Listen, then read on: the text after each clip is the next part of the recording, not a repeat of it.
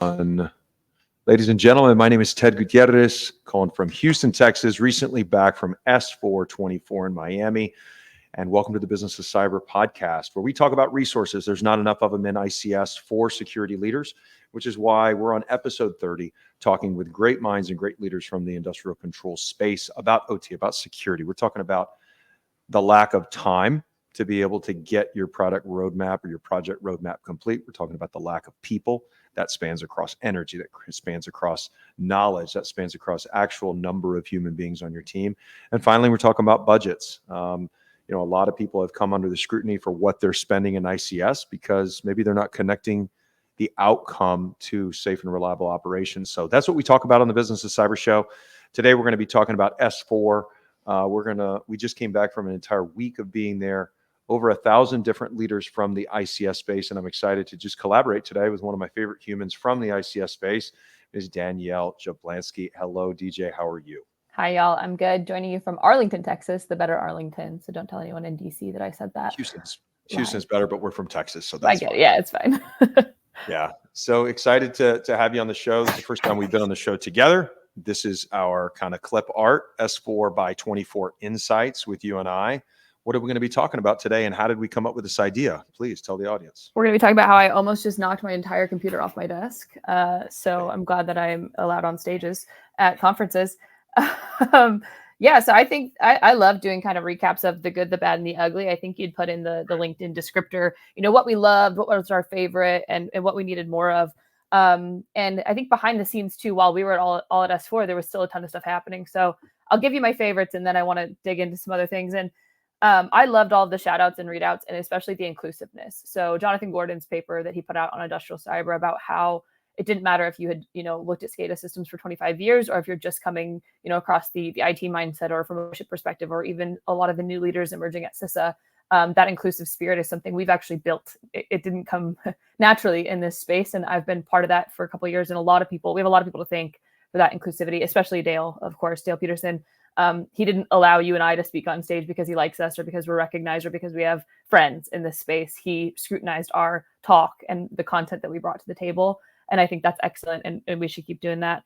My favorite part was the unsolicited response stage. It always is. I thought this year killed, especially with the asset owners that got up there. Brad Wines from a utility, right. Andrew Cramp from a water sector. We actually don't see many asset owners get on unsolicited response. And that just doubles down on how inclusive this year really was.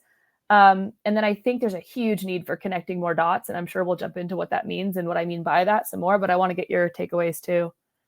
No, absolutely. I think if we could talk about, let's take a look. We got a couple slides and we'll just throw them up real quick just to drive the conversation. So if we talk about our experience itself, what we learned, biggest takeaways, and then we're going to tie it back to an article that you and I wrote. But before we do, I think we have pretty good participation online. If you're online and you attended, give us your comments in the feed box because we can actually see them. Yeah. We'll throw some of those comments up. And if you didn't attend, if you had some questions about what S4 is about, how do you get involved, go ahead and throw those questions up. Yeah. But before we do, for those of you who do not know you, would you please give them an overview of everything you do? And before we do, I'm going to just give you an intro. So there are... If you're in the ICS space, if you're in the OT space, if you're in the cyber space, if you're a business leader trying to get into the cybersecurity space, there's about 20 to 25 people you should be following. You're one of them, DJ. We've known each other for a long time. You've got a lot of things that you do for the industry. So please boast about yourself and what you do in the industry, because you're definitely somebody that people need to be following from a content perspective and a perspective. Can I say that? Yeah, I think so.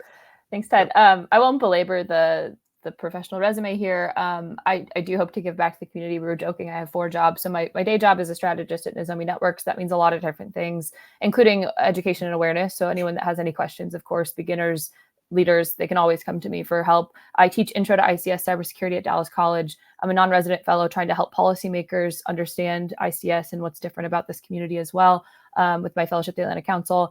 And I'm also advising for Katoa, which is a new services company in OT that just came out. So I really do want to give back. I want to help. And so it doesn't really matter, the list of organizations that I contribute to on there is only growing, but it really is for the utility of the space, not for my own name. So, and I want to remind people that they don't have to be super public to be successful in this space. You don't have to be mega confident. You don't have to be a wizard in podcasts like you are, Ted. There's room for everybody. Easy. Yeah. Well, I think people have to find their niche. They have to find what they do. I think a lot of people love writing. I think a lot of people love going to events. I think some people do podcasts, right? Yep. My biggest perspective, and I think you would match with me on this, is that there's not enough qualified people to really solve the asset owners challenges that are out there, whether you're deploying a technical solution, whether you're writing a policy. It's one of those industries where we need more people, and we constantly, and if you take somebody from the moment they graduate college and bring them in through OT, that's okay. You could bring somebody from IT in, you could bring somebody from operations in, hell, you could bring somebody in from risk or insurance. I think, and how do you accelerate that? Well, you give talks like this, you engage, you teach classes, you create courses at colleges that didn't know that industrial cybersecurity was a thing, right? So appreciate what you do in the industry. I think you're right. A lot of people can find different ways to do it. Just find what works for you. Yeah, I think we met at CS4CA in Houston a couple of years ago. And actually at that show, I'll never forget it, 2 different gentlemen from 2 completely different asset owners came up to me, and they both said that they're responsible for OT cybersecurity in the organization, and they both started as painters. And that's my favorite story They started to tell. as what? Painters. With like paint. A painter, like yes, painting wall? Yes, like painters. Okay. Yep. Wow. Incredible, right? 2 people. It's hard to be if you're a painter. My dad taught me how to be a painter. He taught me how to do the edges and stuff. You have to have patience. You have to be thorough. I mean, painting is not an easy job. Yep. Look, I think that there's in my presentation the other day, I said that a lot of people don't have steel toes and hard hats that are in the bottom of their, closet because they go and grab them all the time pretty regularly because they're from an actual asset owner role that actually went to facilities, whether that facility is a rig or if it's a chemical plant, maybe it's a storage facility. And because we don't have that many folks in the industry with that level of experience, we need to bring more in. So I'm actually I think it's easier to teach somebody cyber than it is to teach somebody like automation and controls and OT. So I actually think that the automation side of the house and the true operational side of the house should be trying to attend S4 more. So just jumping into what I saw at S4, I saw a lot of utilities. I saw obviously a lot of, from an asset owner side, utilities took the cake. Okay. I didn't see tons of oil and gas. I didn't see a lot of manufacturing, and I didn't see not a lot of maritime, didn't see tons of wastewater. When we really look at all the different kind of sectors that could be there, I think we could do a better job getting more asset owners from different fields in the door. What say you? Definitely an increase this year. Definitely an increase this year for asset owners writ large. I did see quite a bit of manufacturing, but also there's a lot of side events that happen right on top of the actual who's listening to talks. And so I saw a good amount of diversity, and I know that Dale's made these new rules on asset owners. The other thing is, regardless of backgrounds, I mentioned we need to connect dots more. We got rid of, the ICS CERT and the ICS Joint Working Group went away.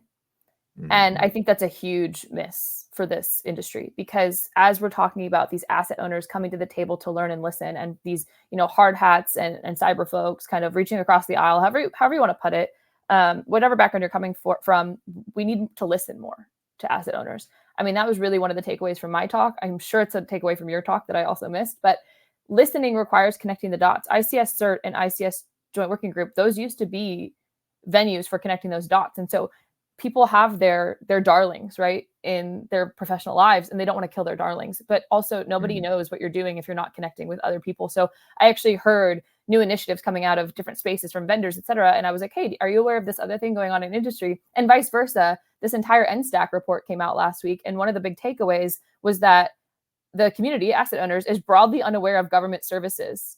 Well, the government's also unaware of industry happenings and community happenings. So who is going to, Dale can't have S4 once a month because we would all die of exhaustion. But how are we going to pick up that baton and connect those dots for these communities that are both working really, really hard? That's just 2 examples, but there's tons of them out there. Well, I don't know if Dale does any off cycle. So he has the one event. This is what I've always said about the S4 event. And I confirmed that again this year. It's late enough in the year where nobody's yawning from the holidays. And they're just barely getting their email checked, right? If you have an event in January, February, that's what's going to happen. Yeah. but it's not far enough down the calendar like in April where budgets are released and people are already deploying their resources against some sort of project roadmap. So I always find S4 to be a very good collaboration between kind of the suppliers and then the folks that are in demand. So the asset owners and then the product folks. Yep. Because people have the energy and the space to be like, yep, this is something I need to plan this year. So I think that's the number one thing that I think vendors can take away from it. So so the question then becomes maybe this a quarterly planning session where you could actually bring in asset owners. You could bring in one person from your top vendor sponsors and talk about like curating the content or curating the events. I don't know if that happens, but I think you would have to do that if you wanted more participation from different groups to really use that one event per year to be like a real opportunity to collaborate. Yeah, well, I just mean like capturing all of the momentum from S4. How do we do that? And that shouldn't be on Dale, right? They have a really great program and a good review board and things like that. But I also heard somebody say they got their travel and the ticket approved because they were able to argue with their boss that they had 10 critical meetings that it would have cost them annually to fly across the world that they could have at S4. So then how do we capture that momentum and all of the ideas that kind of, extend from S4? I remember, people would come up to me and be like, hey, we talked about something at last S4 the year before and we never got to it. Those kinds of things, connecting those dots I'm interested in. So it's interesting because you go to some events and it's very product centric. Hey, I'm here to solve a problem. I'm solving 3 cyber controls. Let me see what your solution does. Let me set up a demo. I think that's where the majority of events and people think events should go. And I'm not saying that doesn't happen. I think on the 3rd floor, there was a lot of that going on. Yeah. I think S4 is primarily for leaders in the space trying to project forward. So that's the other thing that I do like about S4. I think Dale pitches it as like kind of how do I say it? Some of the innovative leaders from the industry all coming together to kind of project the future and what does the future look like. Yeah. I like that a lot. But I also think that if we do that too much, we could leave a lot of the folks behind, right? If we don't get their participation up. So I'm with you. I think a lot of reasons that some asset owners didn't come is because, they have to buy tickets. It's unique in that capacity where, S4 is one of those ones where asset owners don't get in for free, right? Right. Maybe there's a discount function. Maybe there's something else that they could do. But I would like to see more asset owners who are on the earlier stage of maturity. Hey, I'm just kind of getting into cyber. But maybe that's not the brand that S4 wants to have. S4 wants to kind of create the future. And to do that, it needs early adopters and innovators. Right. Because if you've ever submitted a topic for S4, Dale will kick it back like super fast. Be like, this is too average. Yeah. Send this back. I don't want this. This is too average. So I like it. But I mean, if you want to gain more critical mass within an organization, no matter how big it is or any market, you have to cater to where that market is. And I think S4 is catering towards the top tier maturity of organizations from an asset owner perspective. Yeah, there's definitely other shows where I've met more asset owners, but I mean, that's a perfect invitation to have asset owners put talks in. I know Dale would love that. I know the review board would love that. I know people don't feel super comfortable getting on stage, but you are among peers and we would love to see that. Andrew Cramp I mentioned him already, got up on the unsolicited response stage, but also we were talking privately. Another kind of sea change has been, it's not all about energy anymore. We care about energy, we care about the grid, but it used to be the primary focus. People wanted to copy and paste from NERC SIP, not just last year, but years ago. And Andrew said to me, there is no such thing as bulk water. And I love that's my favorite quote from S4. There's no such thing as bulk water, because we're talking about new frameworks for risk, for prioritization, for understanding impacts, fallout, right?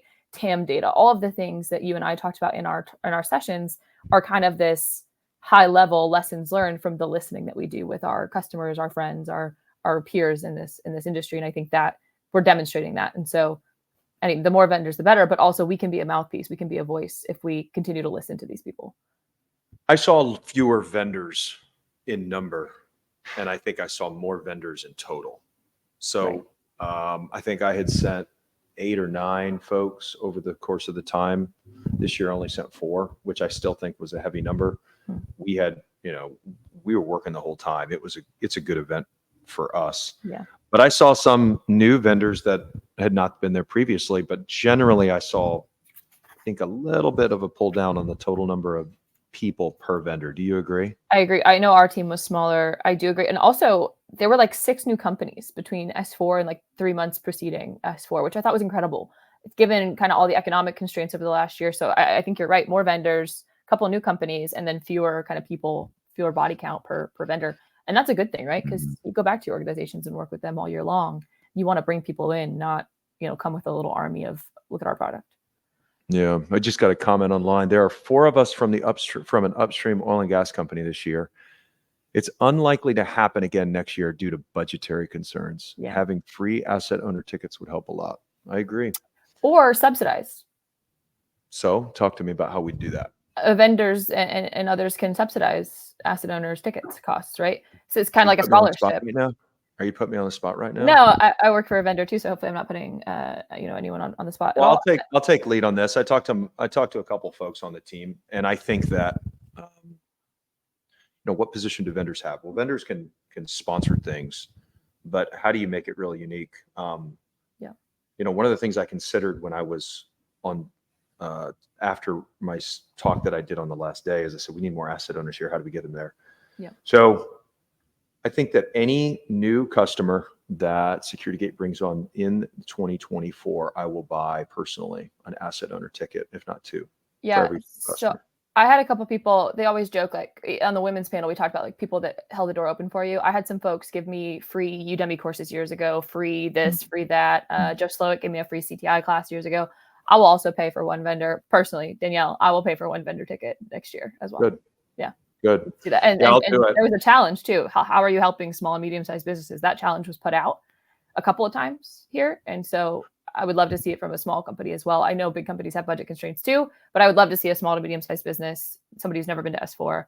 Well, I think, look, and it depends on where you're at. Like, let's assume, I mean, it's in the favor of, I'm not doing it from a vendor perspective. I'm doing it from somebody who wants to see more asset owners because they are the demand of the industry, right? And so we need to bring them in. I look at like all of the vendors are, the flames and the oxygen and the fuel are the asset owners, and we just need to get more of them in because God knows we have enough products in the market.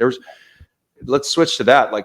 So yes, I will buy asset owner tickets for anybody that becomes a new customer this year. And both of our tickets were free this year. So if you do pitch a talk, your ticket is covered. I mean, no pressure, but no pressure, but just submit and just understand that Dale has like a very sharp knife that he slices down the topics. I submitted 5 topics. Oh, wow. And a couple of them I was reaching, and I was like, Dale, I know you're going to like really want me to stretch here. And so we went back a couple forwards, but the one that he chose, which ended up being the one that I did, I was like, man, I'm not making any friends on this one. So it ended up going well though. Yeah. I only put in one, not to make you feel ostracized, but I did promise not to reveal any of the findings from the exercise I did anywhere else before S4.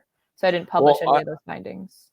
So what S4 does is it publishes, I think like monthly, maybe every couple weeks, right? All of the different ones for content throughout the entire year. I've already had people asking about multiple, when can we get slides? I think you could access the slides on Hova, but they want to see the actual video. So I asked Dale, what the release schedule is.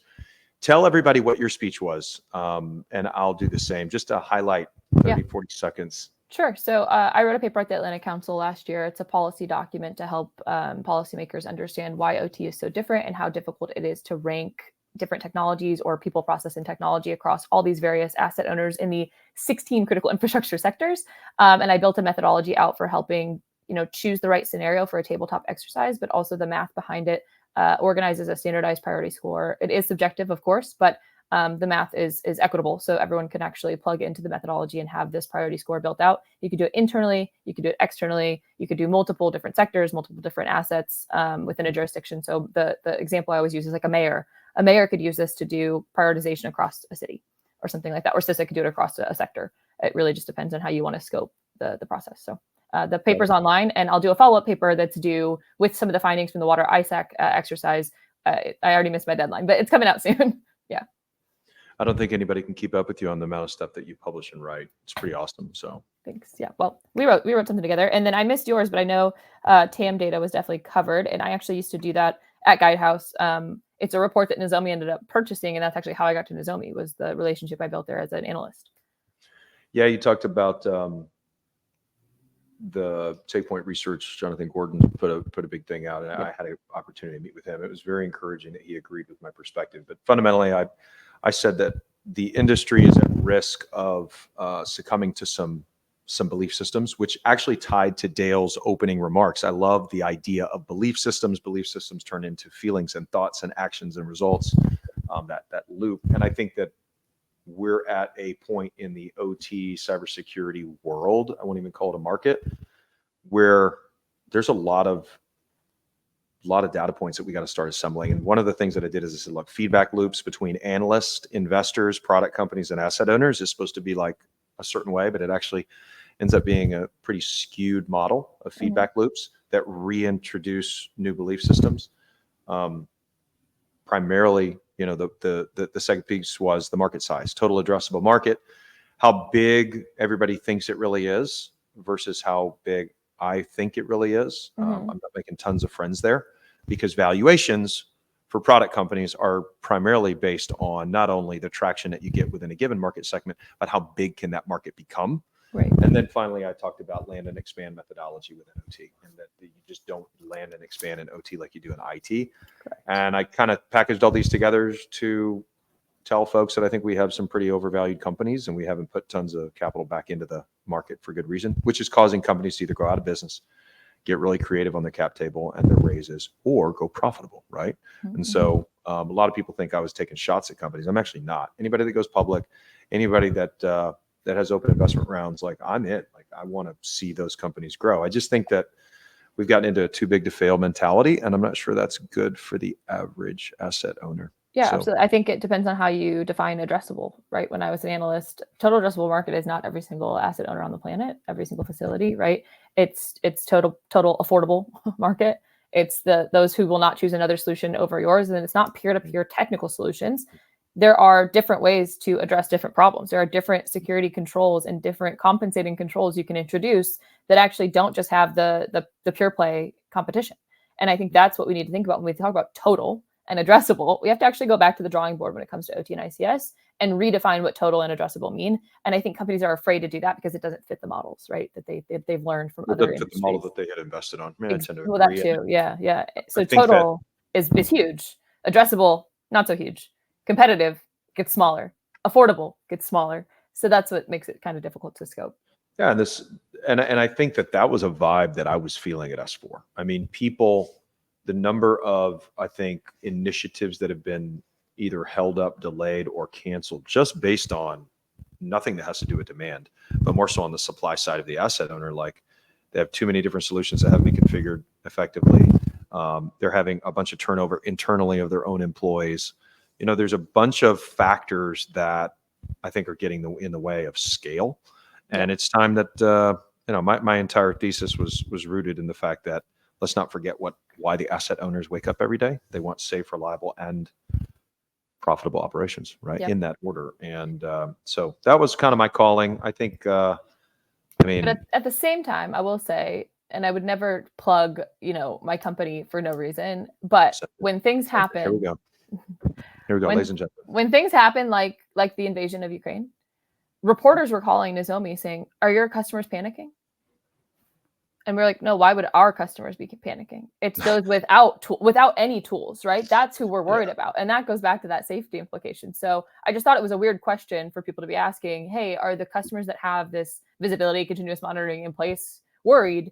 And we're like, no. And we've had other customers that have had incidents in the OT was okay, and they said, "Do you do IT too?" Right, that's a good thing, but it's the not haves, right? Everyone that doesn't have these tools that we're worried about every day that maybe can't afford it, and how do we address that market? All right, we're gonna do some rapid fire, switch it up a little bit. All right, I did not plan for this. I'm gonna ask you 3 questions about S4, and I have to hear 5 being it was amazing, 1 it was like meh. Okay. All right. And you got to ask me 3 questions about something. All right. I'm going to take the easy ones off the table. It's rapid fire, so you have to answer 3 questions. Food. I never ate there. I hate crowds. Okay, I'm gonna take I didn't have one meal there. I'm going to take it for you because I had to tell somebody, but the food was phenomenal. Okay, we're talking the Philly cheesesteaks. I was doing my thing on Thursday, and they had these Philly cheesesteaks. Yeah. I ate like 3 of them before I went on stage. I said, "This is not healthy." Do you get stage Okay, I fright? took that one. First question. Go. Do you What's get my stage what's the fright? question? Do you get stage fright? No, I don't get stage fright. I black out. Okay. I don't even remember what I talked about until I saw the video that somebody had recorded a day later. Yes. What I do is I kind of go into a hole like an hour prior, and I just like listen to headphones, and I was in my zone. What I do though, and anybody that is around me knows this, I never get nervous for an actual speaking event. I speak all the time, whether it's a pitch, whether it's some sort of speech, but catch me 6 hours prior and I'm a different hurt person because I'm like in the zone. I'm a mess to be around before, but once we go live, I mean, it's like, I love it, you know? Yeah, I think I'm similar. So I do get stage fright, and that's the other reason I didn't eat, because I had to do something every single day. I was on, you have to be on, and I can't eat before I do something. I'm too nervous. And then I try to slow down, which I think this was the slowest I've ever spoken on stage. But somebody in the audience, a friend of mine, said that the guy behind her said, "Wow, she talks really fast." And I was like, ugh.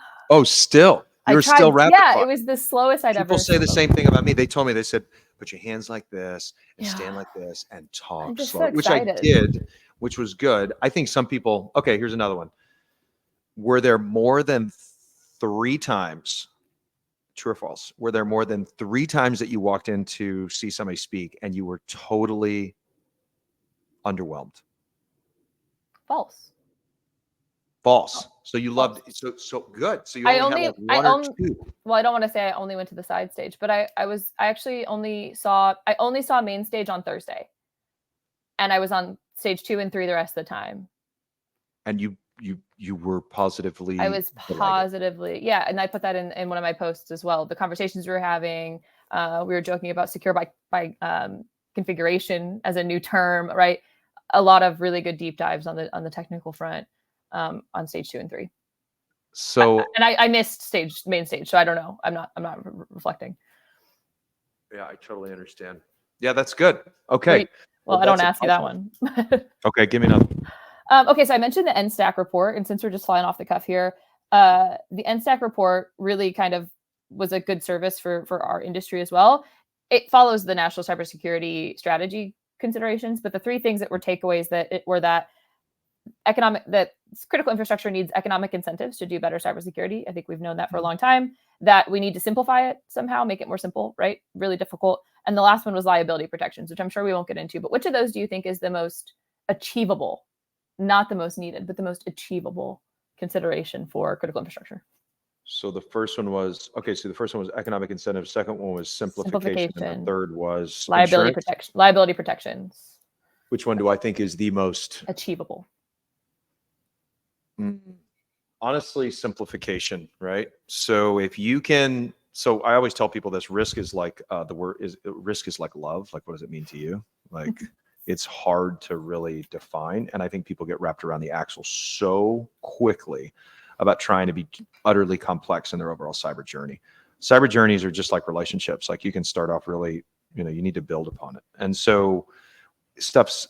I think as early adopters have established like really robust cyber capabilities across the board, I think that there's a lot of people that are still breaking open seashells with rocks. And I think that if we can find a way to reach them, then in 2 to 3 years, they'll be mature. And I think that's easier than the insurance play. And I think it's easier than the economic incentives, because without giving these asset owners just money right out of the government or something like that, like, take it from an ex-chemical plant owner, like, it's hard to just churn more pennies out per pound when you're selling raw materials. Yep. So where are they going to get the economic incentive, right? You're basically going to have to cut somewhere else. And I just think that we need these companies to be profitable in order for them to be able to invest in secure. So that's my perspective. I think education is the biggest need across the board, and that will help with simplification. I think people look to regulation too much, I think, or compliance, however you want to look at it, to be their starting point, when that's really, that's a waypoint.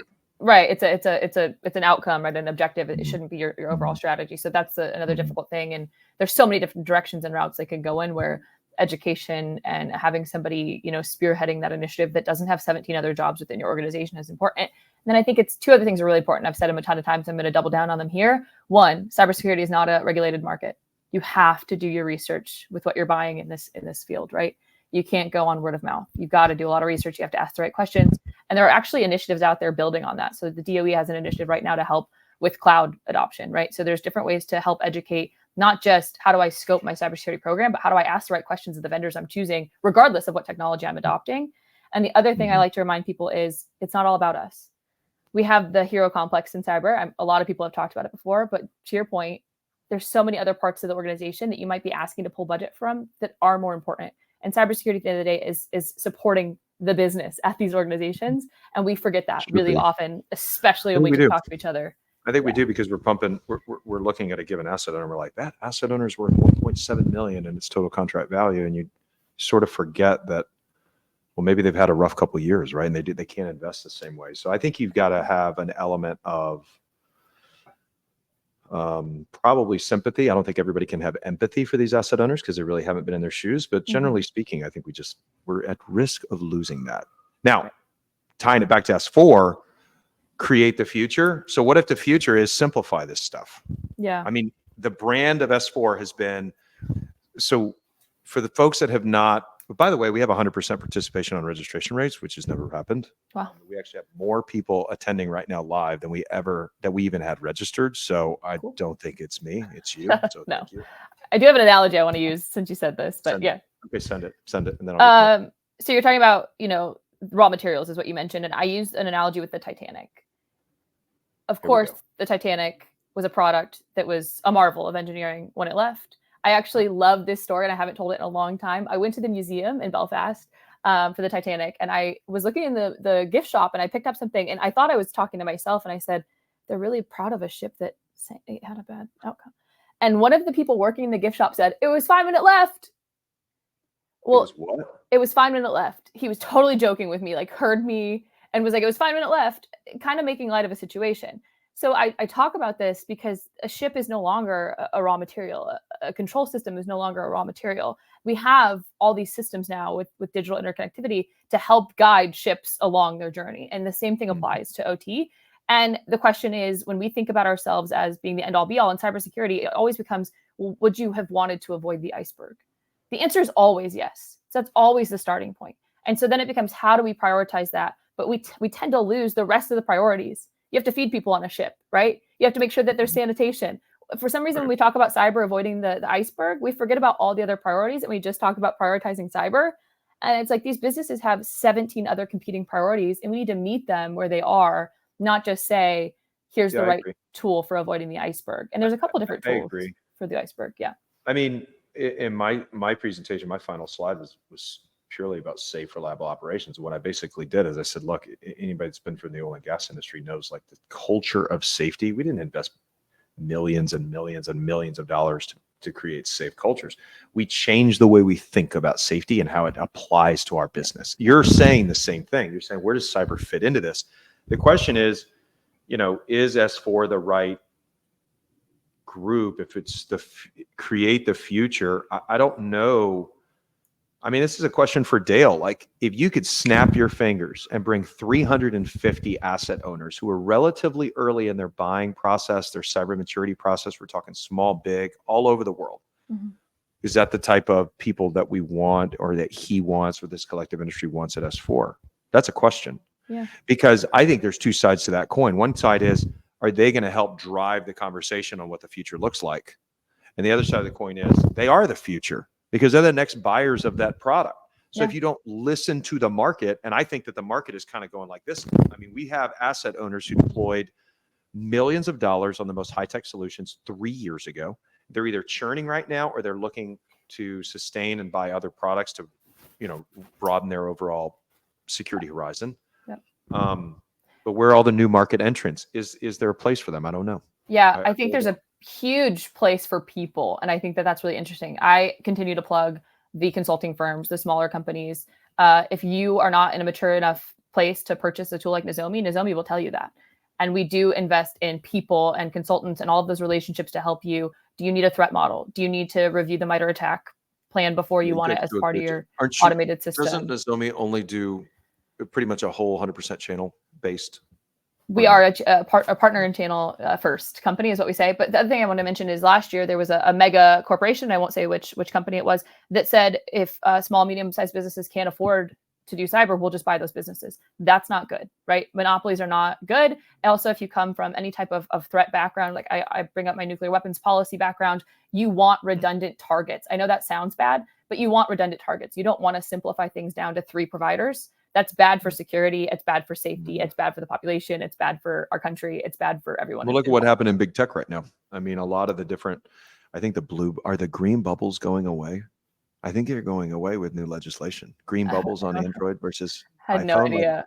No, I'm serious. Like the week of S4, there was this big release that there's a bunch of changes that tech companies are making. Like you can't access in the App Store, the non.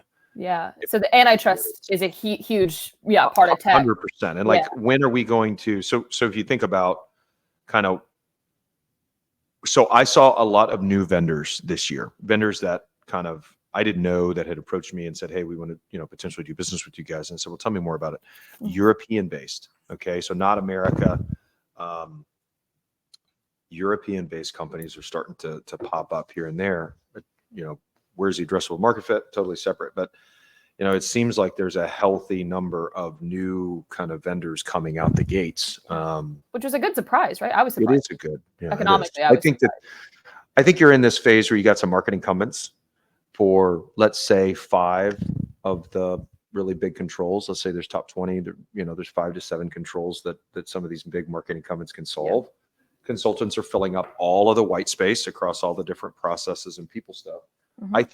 I think now is when you're going to start seeing more vendors pop up at a lower cost alternative to the big guys. And I think that's going to enter in some new competition to these folks, which I think is healthy, but it could result in, acquisitions long-term. So I personally, not on behalf of Nozomi, would rather see that than see the major IT companies say, oh yeah, we do OT2, we're covered. And then they don't explain it and they bank on their relationships or wonderful relationships and capabilities and kind of slide into that space, which we've seen a little bit of, but you have to, I just care that they do it safely and with high integrity.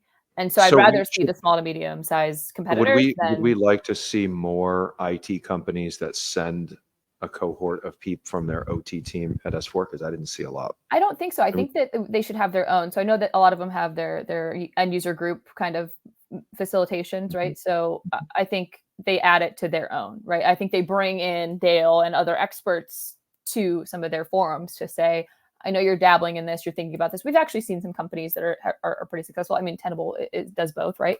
But I just would rather see the people, the small businesses with people-centric business models.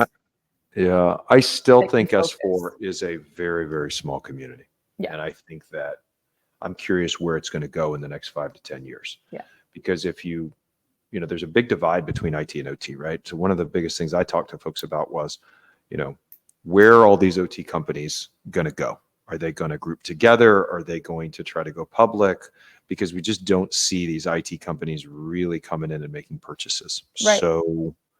And when they do offer a capability, it's a sub-specific feature of the OT-specific capabilities. And so it might be nice to add something onto an IT capability and say, yes, we do OT too, but it's such a limited, right now, the market has such a limited scope for additional capabilities in OT that are not the same type of like deep packet inspection. If you talk about technical capabilities and protocol coverage and those kinds of things that we see in OT, they just don't have it yet. And so I'd rather see the consultants come in and fill the void with where to start than IT come in and say, yeah, we can add this one piece of data to a stack that may or may not be the most useful for your security program, for best practice, for setting precedent, for proactive security, all these things that we care about for safety outcomes, right?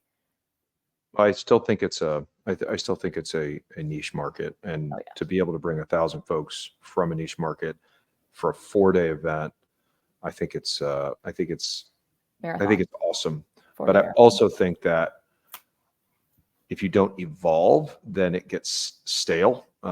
So where do you think, and this is just an ask I'd have for any conference, what do you think S4 has to do to continue to be to maintain its supremacy across what I consider the early adopter market segment of conference attendees? What do you think it's got to do next year? I don't think we ever lose the OT focus. I think we pick up the baton on inclusivity, and that goes for every kind of walk of life and perspective.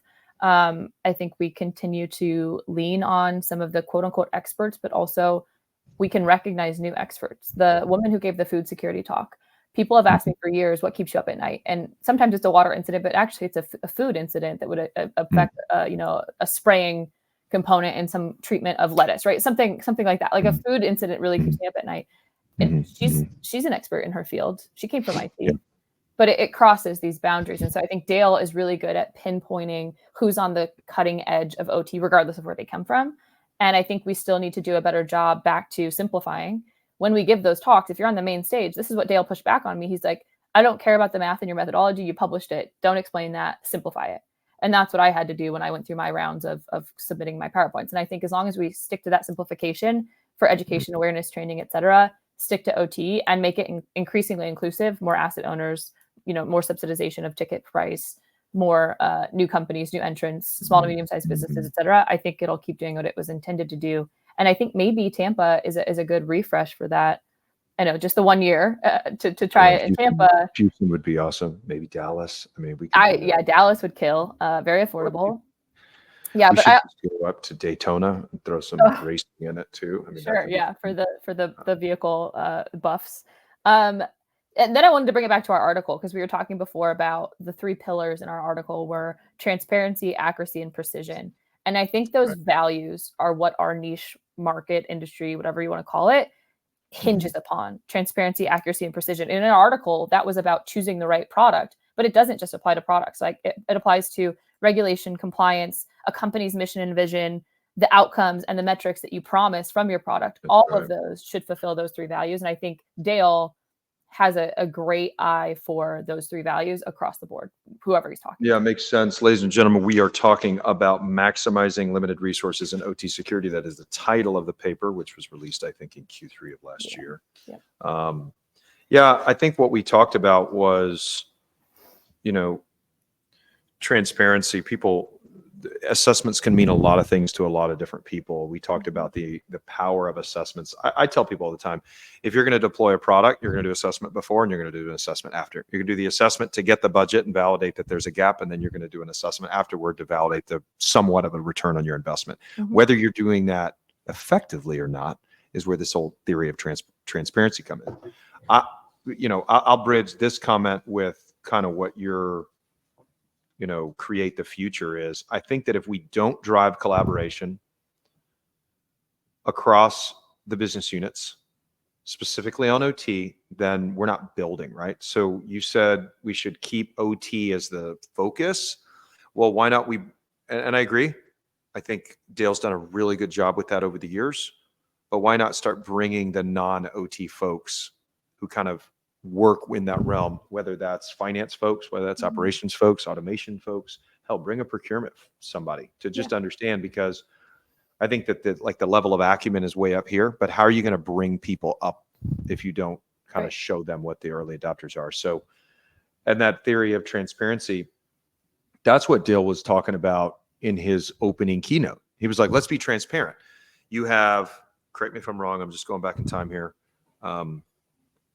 We are doing a really good job in this sector because we haven't had a massive amount of kinetic attacks, which people are talking about with fear, uncertainty, and doubt. And so all we need a mechanism to rate ourselves. Now, God knows there's enough maturity frameworks out there with levels. Yeah. But what he was talking about was learning from API, which I thought was a really interesting function. And I do think it drives into transparency. If OT remains this little niche market in all these asset owners, and there's this niche number of people who know what it is, and there's this niche number of people who badge protect, who don't let you kind of learn it, we're not going to go anywhere as an industry. So inclusivity of more people around this topic, I do think that that's where, S4 has a leadership position. Yeah, absolutely. I mean, I think even the insurance conversation that started last year, Monica Tigliano, she's bringing in that entire cyber insurance. She came again just as an attendee and is continuing to kind of push that market in the right direction, because actuarial science is lacking in data.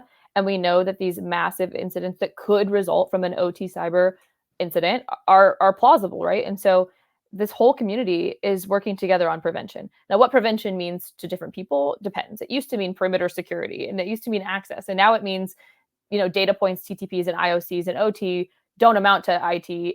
Is that a win or a loss? Well, obviously it's a win. We don't want to see more incidents. We don't want to see in controller take over the world, right? But we still have a long way to go to say we know for a fact, back to my talk, these certain scenarios will not have catastrophic impacts on my plant, my facility, my rig. Right. That's the gap, right? And so many people are trying to fill it. And we need to connect more dots with all of the people trying to fill it. And again, not put up those doorways, not put up those gates, because there's so much leadership in here. People think I was taking shots at folks in my presentation, which is great. I really wasn't. I was just simply saying that if we're spouting that these kinetic attacks are going to shut down the earth, I think you're going to have limited success. On the contrary, you have to approach OT cybersecurity in a way more holistic fashion, which is what I think was spoken at the conference, which was, what about all these maybe potential near misses or opportunities to improve? If you really think about what some standards do better than others, it's creating within the organization a culture of recognition that something there is either working, let's continue to do it, or it could probably improve. Not, oh my God, we had to shut everything off because we didn't have this control in place. I mean, that is no man's land. You never want to go there. Right. And I think that the industry as a whole, when you take a look at what the vendors are doing, what you take a look at the asset owners are doing, is they've kind of and this is just the theme that I got at S4. It's like, hey, we invested in all those solutions, but now we need to get into a place where we're actually proactively improving ourselves. And I think we have to do that. And if you want to do that, you got to bring in other folks, which are not actually the SMEs. Yeah. Because they're the ones that are going to help you simplify it. Some of my first questions when I started at Nozomi is, what does alert fatigue look like? And how do we help customers tune? Because when I was an analyst, I heard tuning was one of the biggest pieces of contention with operating a solution that you purchased, right? Implementing it. But holistically, all of cybersecurity boils down to contingency planning and muscle memory, period. Contingency planning and muscle memory. And who your partners are for that, you dictate. What your budget is for that, what you have to go get, you have to curate, right, within your organization. But at the end of the day, it is contingency planning and muscle memory. And I think S4 is the group of partners, right? When we do come together and say, preventing worst case scenarios is something we all share. I think I mentioned double standards in my talk, double standards across the board of, having systems that don't look the same and don't operate the same and don't have the same risks will never lead to the exact same risk outcomes and scenarios across the board. We need to recognize that. And we just need to have, more routes to helping organizations do that contingency planning and build that muscle memory. And they have so many resources to do that. And we just have to help them choose the right resources and maximize those resources. It just goes back to, the whole reason I think you started this podcast. Yeah, I mean, you have to think about it. So I started to get this vision when you were talking, like where there's this collective group, let's say 15 vendors that have the capacity to, what did you say? Normalize, what is it? Normalize and what? The contingency planning and muscle memory? Yeah, so contingency planning and muscle memory. So whether you get that in a product or a service, there's this select group of, let's say, niche players. Totally agree. The question that I have to pose back, which is kind of like the theme of our discussion, is like, who really needs that next year and the following year and the following year? Right. Is it the same cohort of asset owners that we've been engaged with for the last 3 years? Yeah. Or is there a new cadre of asset owners? And if our hypothesis is that that new group needs all of this, you're going to have to lower the prices. You're going to have to make it easier. You're going to have to simplification. You're going to have to drop it down level. And I do think that that is in contrast with the specificity, the enlightened kind of approach that S4 has taken over the course of the last couple of years to be like this top tier. What does the future look like? Interesting to think about.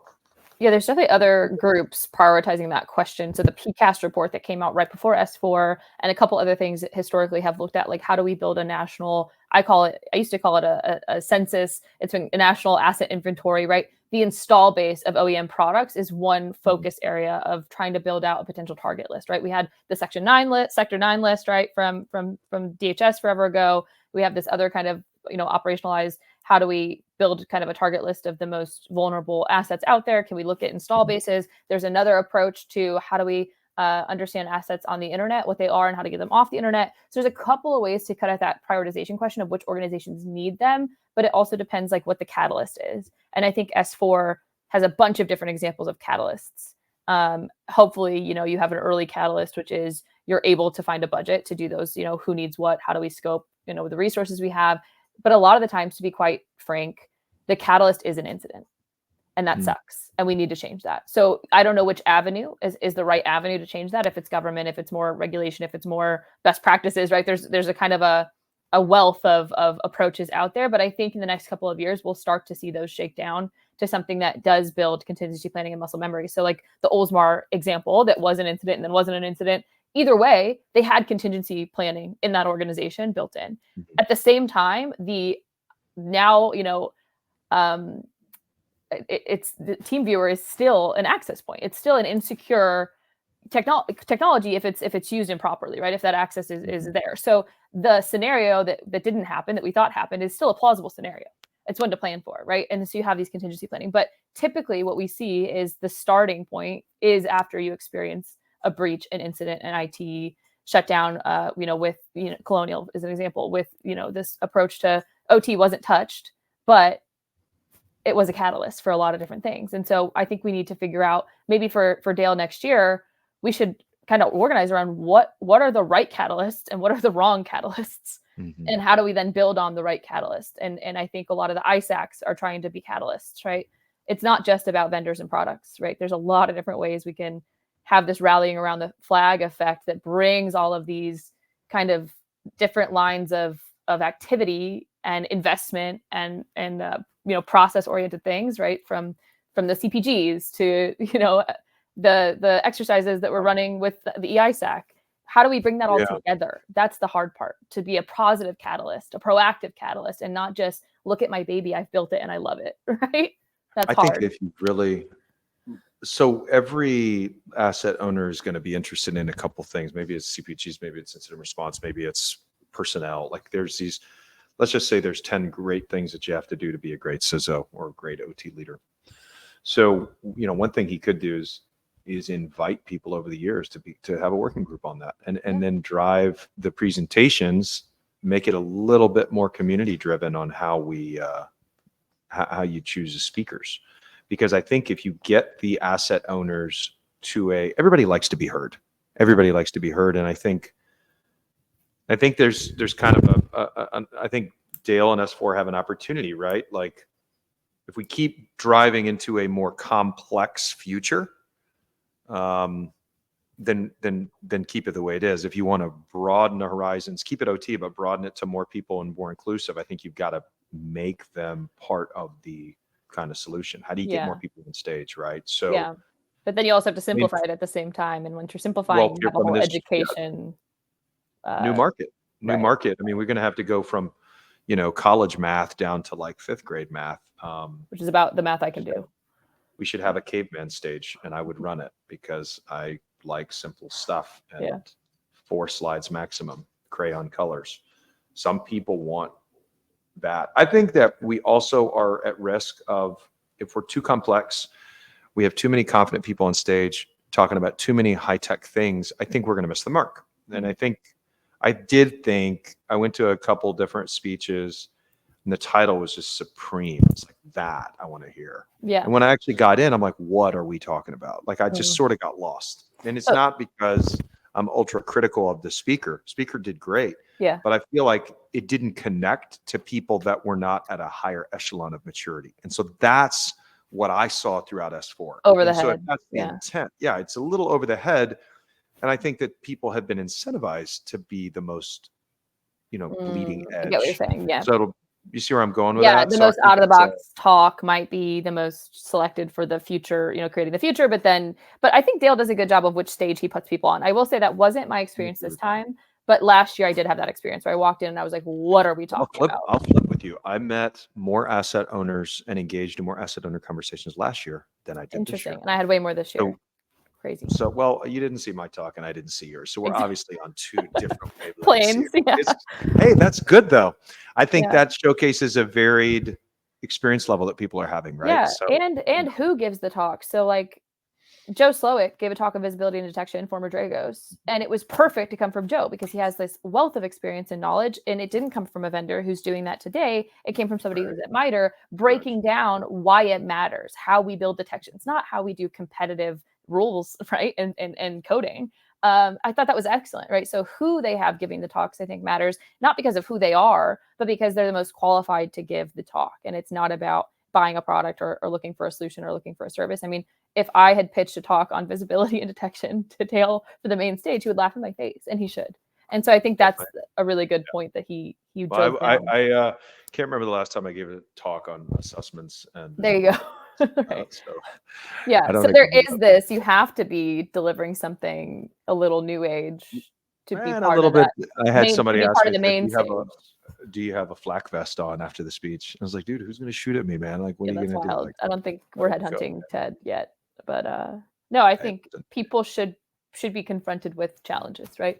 I think that's how you grow in this field or in any field. Absolutely, man. If it's a little uncomfortable, I think work in general, and I think planning for a conference, it should be like putting on a little bit of an itchy sweater. You're not growing unless it just doesn't feel great. So if Yeah. you're a little nervous out there, that's good. And I think Dale exists in an itchy sweater. I hope he hears this quote because he loves a little Dale. I think he exists in an itchy sweater. He loves a little bit of controversy. I think he's an early adopter. I think he likes controversy. Yeah. You have a partner in crime with both of us because you and I were laughing at some of the controversy there at S4 because there's so many people that like want to meet you and come talk to you. And really, reality, you just want to like hang out with a couple of people that you hadn't seen in the last couple of years. It was really funny. So that for those of you who didn't see Ted and I at the Botanical Garden, we were on the fringe at the non-alcoholic booth. I was drinking a Diet Coke and we were like zoning out together. And then somebody would come up and we would be like, hi, how are you? Da, da, da. And then we would go back to just kind of marinating in it. But if you like to be a little controversial, I love to be challenged. And so whether it's intellectually or in a debate or something like that, I love a good challenge. And I think that's another theme of S4 is a little bit of controversy, a little bit of challenge, and honestly not shying away from difficult conversations. I think we need a debate stage at S4 next year. Dale, I will, Danielle and I will lead your debate stage. I think that's the last panel. I think that's what the closing panel is for, right? Isn't that the debate The last stage? panel was super cool because we got a song, which was awesome. We had, I thought somebody was up, like actually doing stand-up comedy about. Oh, the unsolicited. But then they did the panel with Ralph, Megan, and Zach. And that was the closing panel they do every year. I think that's the debate stage, but we can definitely give some seed questions. I saw it done one time where somebody says, you should invest, if you're a company of this size, you should invest no less than $1 million for incident response support on day one. And then somebody argues the for and someone argues the against. Yeah, that's how we did high school debate. Yeah, I did. Exactly right. I did high school debate. Yeah, absolutely. Yeah. And you don't get to pick which side you're on. That's the hard part. Exactly. That's the beautiful thing. You have to argue. That's also how they do college philosophy, which is scary. Government should be giving you a subsidy for cybersecurity versus open markets, right? And I think that would be awesome, actually. Yeah. I've actually done one of those. It was they set it up in this really cool like environment where you were like competing against people, like, and you didn't know what side of the argument, and then there was a crowd. Yeah. I mean, they couldn't throw stuff, but I think that would actually be get a bunch of plush toys that you can throw up there. I mean, you want to have fun selling with it. Raw materials, and SIs have to deal with the cyber to discuss pro con. I think, it's good stuff. Well, awesome. I think we're at time. Yeah. I'm looking at the numbers. I'm serious. We usually have really good participation, but I think we were over 100% of registrants signed on. So thank you for your participation. Thank you for what you do for the ICS industry. I'll give you the closing words. Thank you, Ted, for having me. It was great to meet a bunch of people at S4. I put out there that I love to have conversations just like this. They don't have to be live. When I was an analyst, this is all I did was interviews, learning, growth, challenging questions, spearheading, bringing people together, connecting the dots. I think, Ted, you do that in the community as well. You're excellent at it. And so anyone who was at S4 that I didn't get to chat with, anyone who had a great idea that wants to follow up because I've slept since then, or anyone who couldn't make it and just has any questions, please feel free to reach out to either of us. I'll put Ted up for it as well as a resource in this industry. I think you'll be at CS4CA. I won't be there in Houston because we have a couple of other things coming up, but please look out for us and don't be shy. Absolutely. Thanks for joining the show, DJ. And for all of us, for all of you watching, thank you for your participation and your comments. You've been watching the Business of Cyber show. Join us live every Tuesday at 10 a.m.